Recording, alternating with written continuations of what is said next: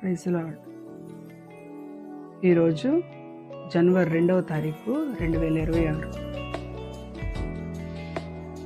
దేవుని వాక్యాన్ని ఈరోజు మనం చదవగలిగామా?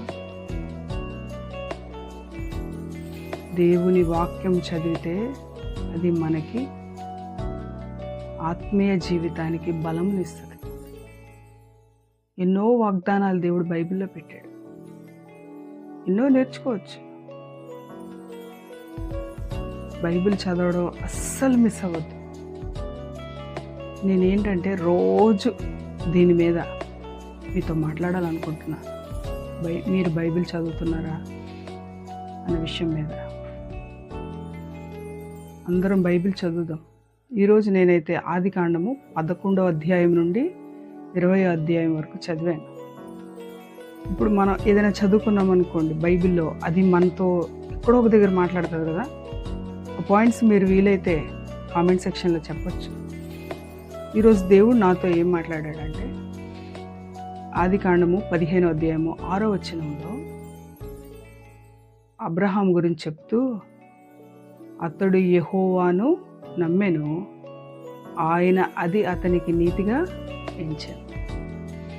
మనం దేవుని నమ్ముతున్నామా?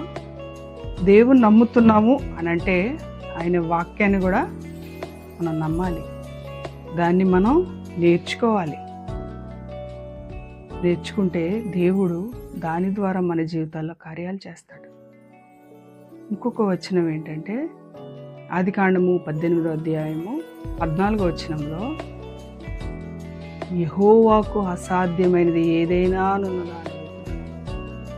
మన దేవునికి అసాధ్యమైనది ఏదీ లేదు.